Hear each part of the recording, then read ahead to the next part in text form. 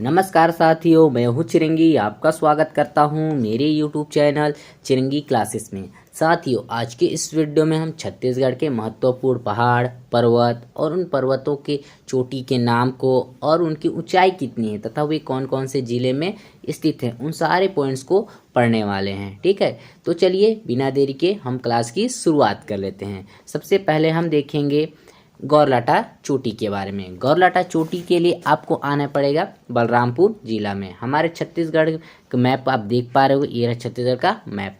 आप देख पा रहे हो, ये रहा हमारा बलरामपुर जिला। और बलरामपुर जिला में एक पहाड़ी पाई जाती है, उस चोटी का नाम क्या है? गौरलाटा चोटी। जिसकी ऊंचाई की बात कर लेते हैं तो 1225 मीटर। आपको याद रखना है कि इसकी ऊंचाई कितनी है, 1225 मीटर। और दूसरी पॉइंट यहाँ से याद रख सकते हैं कि गौरलाटा हमारे छत्तीसगढ़ की सबसे ऊंची चोटी है, यानी पहले नंबर की ऊंची चोटी कौन सी है? गौरलाटा, जिसकी ऊंचाई कितनी है? 1225 मीटर। दूसरा बिंदु यहाँ से याद रख लेते हैं नंदीराज पर्वत चोटी के बारे में। नंदीराज चोटी के लिए आपको आना पड़ेगा दंतेवाड़ा जिला में, और दंतेवाड़ा जिला रहा ये। और यहाँ से आपको पहला बिंदु याद रखना है कि यहाँ पर पाई जाती हैं आपकी दल्ली राजहरा की पहाड़ियाँ। और इन्हीं दल्ली राजहरा की पहाड़ियों की जो सबसे ऊंची चोटी है वह कौन सी है? नंदीराज की चोटी। और जिसकी ऊंचाई की बात कर लेते हैं वह आपको 1210 मीटर देखने को मिल जाएगी। तथा यहाँ से और अन्य की पॉइंट्स याद रख सकते हैं कि नंदीराज जो पर्वत चोटी है वह छत्तीसगढ़ की दूसरी सबसे ऊंची चोटी है। चलिए नेक्स्ट देख लेते हैं। नेक्स्ट देखना है आपको बदरगढ़ की चोटी। और बदरगढ़ की चोटी के लिए आपको आना पड़ेगा कवर्धा जिला में। ये रहा आपका कवर्धा जिला। और कवर्धा जिला में हम जानते हैं यहाँ पाई जाती है मैकल पर्वत श्रेणी, यानी मैकल पर्वत श्रेणी की श्रृंखलाएँ पाई जाती है। और उसी की जो सबसे ऊँची चोटी है वह कौन सी है? बदरगढ़। और बदरगढ़ की ऊंचाई की बात कर लेते हैं तो यह आपको 1176 मीटर इसकी ऊंचाई देखने को मिल जाएगी। चलिए नेक्स्ट देख लेते हैं कौन सा पर्वत श्रृंखला है।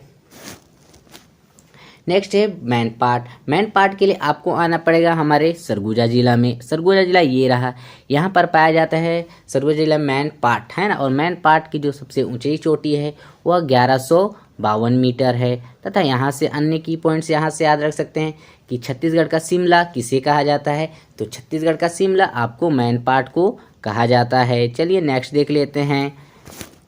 नेक्स्ट है पलमागढ़ की चोटी। पलमागढ़ की चोटी के लिए आपको आना पड़ेगा गौरेला पेंड्रा मरवाही जिला में, जो आपका ये बिलासपुर का ये वाला हिस्सा कहलाता है। जिसकी ऊंची चोटी जो की बात करें तो 1080 मीटर इसकी हाईएस्ट पीक देखने को मिल जाएगी।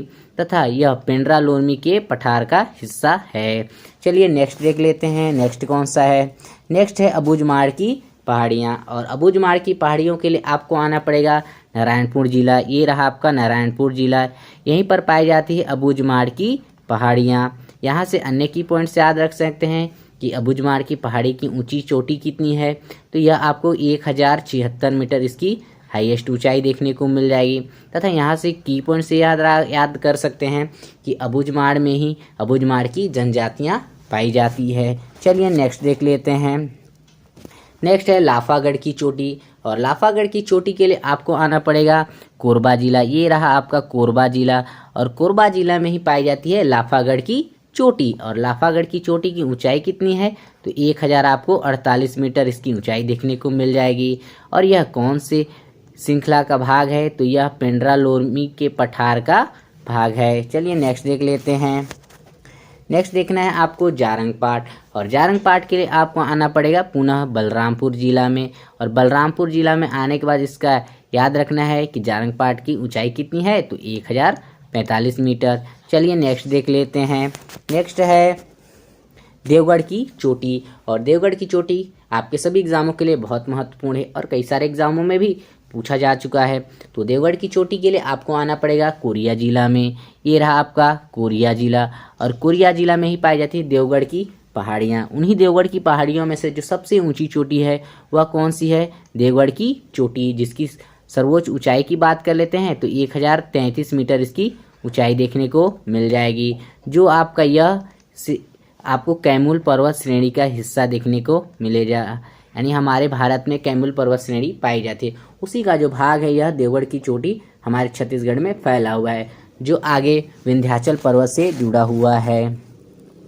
नेक्स्ट देख लेते हैं दलहा पहाड़, और दलहा पहाड़ के लिए आपको आना पड़ेगा जांजगीर चांपा। यहाँ रहा जांजगीर चांपा, जांजगीर चांपा में आना पड़ेगा, है ना। यहाँ पर पाई जाती हैं आपका बिलासपुर रायगढ़ बेसिन, और इसी की जो सबसे ऊंची चोटी है वह कौन सी है, दलहा पहाड़। और दलहा पहाड़ की सबसे ऊंची चोटी की बात करें यानी ऊंचाई की, तो यह 700 मीटर आपको देखने को मिल जाएगी, है ना। चलिए नेक्स्ट भूमि देख लेते हैं। नेक्स्ट है आपका दल्ली राजहरा की पहाड़ियाँ, और दल्ली राजहरा की पहाड़ियाँ के लिए आपको आना पड़ेगा बालोदा बाजार। ये रहा आपका बालोदा बाजार, और यहीं से याद रखिएगा कि बालोदा बाजार यानी दल्ली राजहरा की पहाड़ियों से ही आपका लौह अयस्क का उत्पादन किया जाता है भिलाई स्टील प्लांट के लिए। तथा यहाँ से अन्य की पॉइंट्स याद रख सकते हैं कि दलहा पहाड़ यानी दल्ली राजहरा पहाड़ियों की ऊंचाई कितनी है, तो यह आपको 700 मीटर देखने को मिल जाएगी। चलिए नेक्स्ट देख लेते हैं। नेक्स्ट है कुछ अन्य महत्वपूर्ण पर्वत और पहाड़ के बारे में देख लेते हैं जो अन्य आपके एग्जाम में पूछा जाता है। पहले नंबर पर दिया है डोंगरगढ़ के पहाड़। तो डोंगरगढ़ पहाड़ नाम से ही प्रसिद्ध हो रहा है कि यह कौन से जिले में हो सकता है, तो आपके राजनांदगांव जिला में देखने को मिल जाए कौन सा, डोंगरगढ़ का पहाड़। चलिए नेक्स्ट देख लेते हैं। दिया है छुरी मतरिंगा की पहाड़ी। तो छुरी मतरिंगा पहाड़ी के लिए आपको जाना पड़ेगा कोरबा, सूरजपुर और रायगढ़। ये रहा कोरबा, सरगुजा और रायगढ़, इस मोहल्ले में जाना पड़ेगा। यहीं पर आपको मिल जाएंगी कौन सी, छुरी मतरिंगा की पहाड़ियाँ।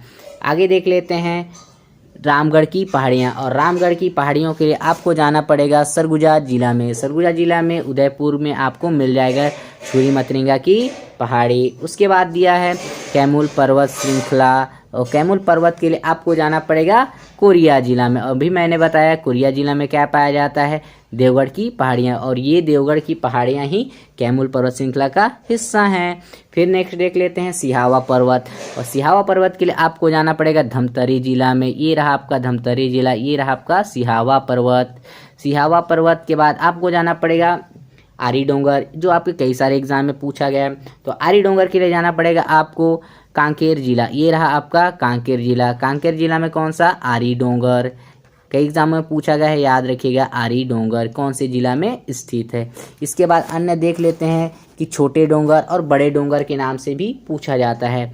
तो देखिए छोटे डोंगर आपको मिलेगा यहाँ नारायणपुर में, ये छोटे डोंगर, और बड़े डोंगर की बात करें तो ये कोंडागांव में क्या मिलेगा, बड़े डोंगर। मैंने 3 डोंगर के नाम बताया। पहला डोंगर आपको कांकेर में मिलेगा, दूसरा आरी डोंगर कांकेर में, छोटे डोंगर नारायणपुर में, बड़े डोंगर कोंडागांव में मिलेगा। इसके बाद देख लेते हैं छाता पहाड़, जो बहुत ही इम्पोर्टेंट। छाता पहाड़ कई एग्जाम में पूछा गया है। यह आपको देखने को मिलेगा बालोदा बाजार, और ये रहा आपका बालोदा बाजार। यहीं पर देखने को मिल जाएगा क्या, छाता पहाड़। इसके बाद आता है अलबका की पहाड़ियाँ, और अलबका की पहाड़ियों के लिए आपको जाना पड़ेगा बीजापुर। ये रहा आपका बीजापुर। यहीं पर आपको क्या देखने को मिल जाएगा, अलबका की पहाड़ियाँ। लास्ट बच गया प्रज्ञागिरी की पहाड़ियाँ, ये आपको जाना पड़ेगा राजनांदगांव जिले में। तो साथियों ये रहा आज का सेक्शन। आपको कैसा लगा कमेंट सेक्शन में कमेंट जरूर कीजिएगा। यदि आपको कोई ऐसा टॉपिक है जो आप पढ़ना चाहते हो तो आप वो भी कमेंट कर सकते हो, मैं उससे रिलेटेड वीडियो को आपको प्रोवाइड कर दूंगा। तो चलिए बिना देरी के हमें दीजिए इजाज़त, मिलते हैं अगली वीडियो में।